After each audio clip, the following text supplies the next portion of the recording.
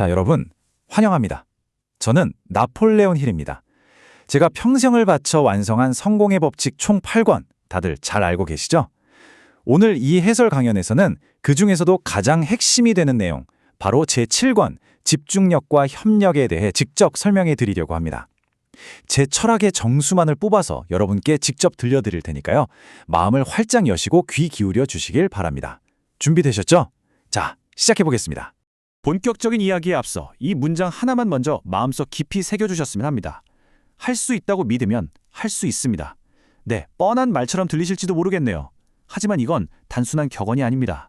제가 수많은 거인들을 직접 만나고 연구하면서 뼈저리게 깨달은 흔들리지 않는 절대적인 진리입니다.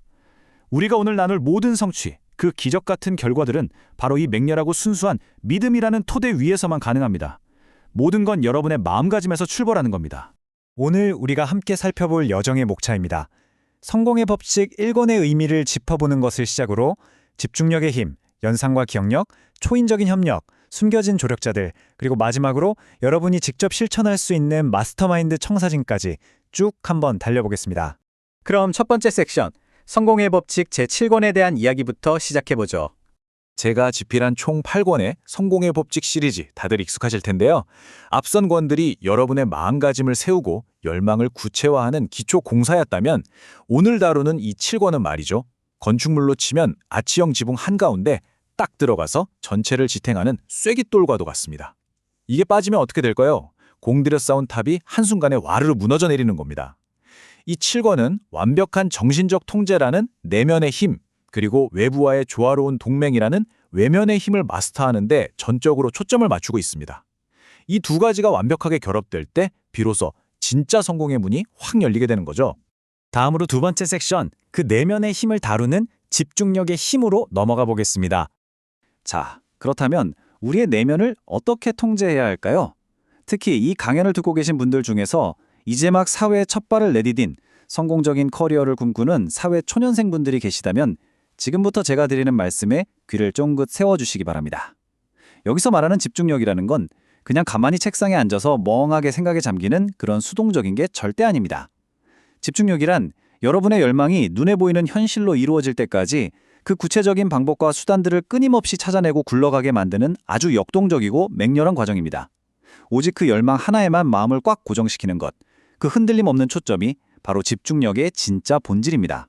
사회초년생 여러분, 성공적인 커리어에 탄탄한 기반을 다지고 싶으신가요? 그렇다면 가장 먼저 여러분의 야망에 좋은 영양분을 듬뿍 줄 수 있는 환경을 아주 신중하게 선택하십시오. 환경은 우리 마음이 자라나는 토양입니다. 척박한 땅에서 좋은 열매를 기대할 수는 없잖아요. 그런 다음 아주 명확한 단 하나의 핵심 목표를 세우는 겁니다. 그리고 거기에 열정을 쏟아부어 끊임없이 반복하면서 뇌 속에 전혀 새로운 정신적인 고속도로를 뻥 뚫어내는 거죠. 물론 그 과정에서 예전에 편안하고 쉬웠던 낡은 습관들이 여러분을 자꾸 유혹할 겁니다. 그걸 단호하게 뿌리치셔야 합니다. 이 유혹을 이겨낼 때 비로소 성공으로 가는 진짜 길이 열리게 됩니다. 세 번째 섹션입니다. 앞서 말씀드린 집중력을 뒷받침하는 아주 중요한 요소, 바로 연상과 기억력입니다. 우리가 방금 다뤘던 그런 강력한 집중력을 잃지 않고 꽉 붙잡아두려면 아주 튼튼한 보조기둥이 하나 필요합니다. 바로 결점 없이 완벽하게 훈련된 기억력이죠. 기억력 훈련에는 세 가지 명확한 단계가 있습니다. 파지, 회상, 그리고 재인입니다. 여러분, 우리 마음을 필름 카메라라고 한번 생각해 보세요. 멋진 풍경을 선명하게 찍으려면 렌즈 초점을 쫙 맞추고 빛이 들어오도록 노출 시간을 충분히 줘야 하잖아요. 똑같습니다. 우리의 잠재의식 속에 어떤 정보를 확실하게 새겨넣으려면 그런 깊고 의도적인 집중력이 필수라는 겁니다. 그냥 스치듯 지나가는 얕은 생각들? 그런 건 절대 우리 머릿속에 영구적으로 남지 않습니다. 그렇다면 일상생활에서 이런 기억력을 비약적으로 끌어올리려면 도대체 어떻게 해야 할까요? 바로 정보의 연상결합, 그리고 이미지화 기술을 적극적으로 써먹는 겁니다. 뭔가 추상적인 정보를 외워야 할 때 그걸 아주 터무니없고 거대한, 과장된 시각적 이미지랑 확 묶어버리는 거예요. 예를 들어 누군가 여러분한테 편지 좀 우체통에 넣어달라고 부탁했다고 칩시다. 그냥 길거리에 있는 흔한 우체통을 떠올리면 금방 까먹어요. 그 대신 방문장만한 어마어마하게 큰 편지가 조그만한 우체통 위에 아슬아슬하게 매달려 있는 그런 엉뚱한 상상을 해보는 겁니다. 만약 엘리자베스 시어러라는 사람의 이름을 꼭 외워야 한다면요? 영국의 엘리자베스 여왕이 무려 3m나 되는 거대한 가위, 그러니까 시어러를 들고 서 있는 파격적이고 우스꽝스러운 이미지를 머릿속에 그리는 거죠. 이런 강렬하고 자극적인 결합은 여러분의 잠재의식에 말 그대로 영원히 각인됩니다. 이 원리가 얼마나 대단한지 제 개인적인 경험 하나 말씀드릴게요. 예전에 한 친구가 자기 전화번호라면서 레이크뷰 2651이라고 알려준 적이 있습니다. 전 메모조차 안 했지만 그 번호를 완벽하게 기억했습니다. 어떻게 그랬을까요? 레이크뷰라는 단어는 제가 그 친구랑 자주 서 있던 거대한 미시간 호수로, 26은 제 동생의 나이로, 51은 제 아버지의 나이로 바꾼 다음 제 머릿속에 단단히 닻을 내려버린 겁니다. 여러분, 새로운 사실을 외우려고 끙끙대지 마시고 여러분이 이미 너무나 잘 알고 있는 친숙하고 강력한 이미지랑 확 엮어버리세요.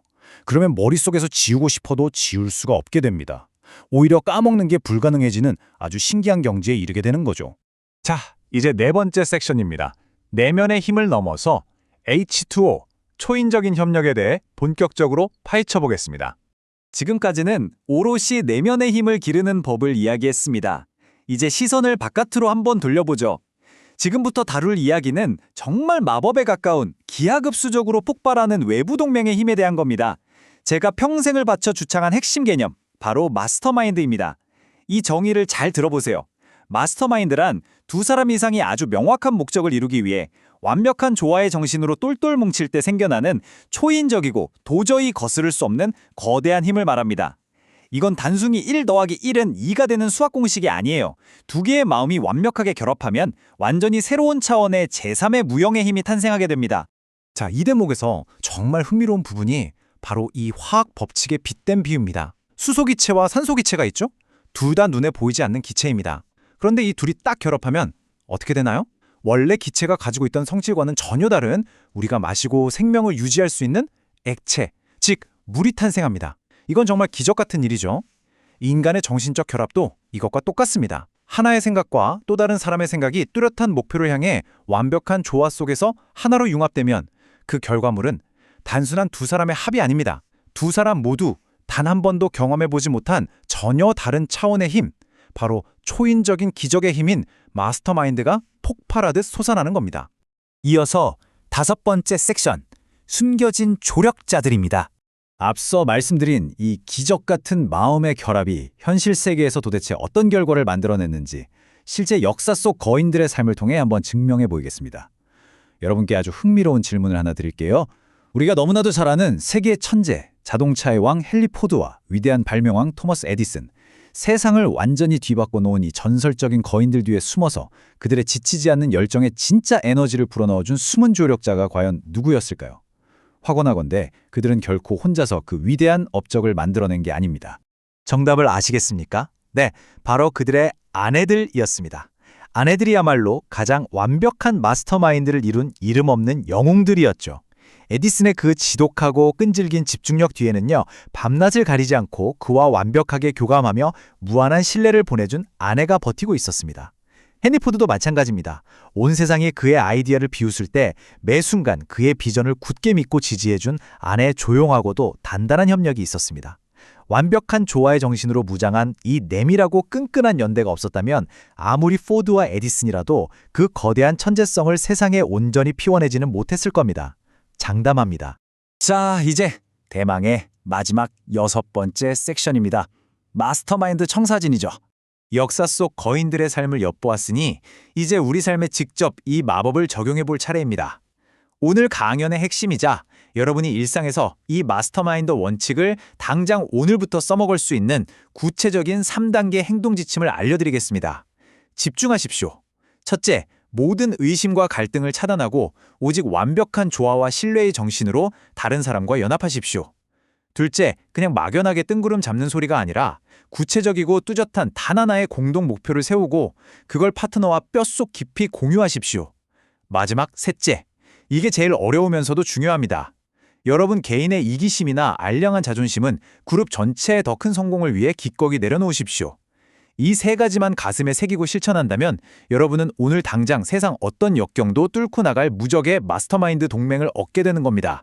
자, 이제 저 나폴레온 힐이 이 강연을 마무리하면서 여러분의 가슴에 불을 지필 도발적인 질문을 하나 던지겠습니다. 여러분, 낡고 외롭고 고립된 과거의 생각 속에 그대로 홀로 머무르시겠습니까?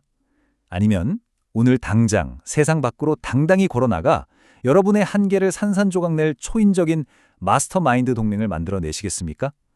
거대한 힘과 진정한 성공은 절대 혼자서는 이룰 수 없습니다. 그리고 행동하지 않는 사람에겐 영원히 그 문을 열어주지 않죠. 당장 오늘, 지금 이 순간 여러분과 완벽한 조화를 이룰 파트너를 찾아 나서십시오. 할 수 있다고 믿으면 반드시 해낼 수 있습니다.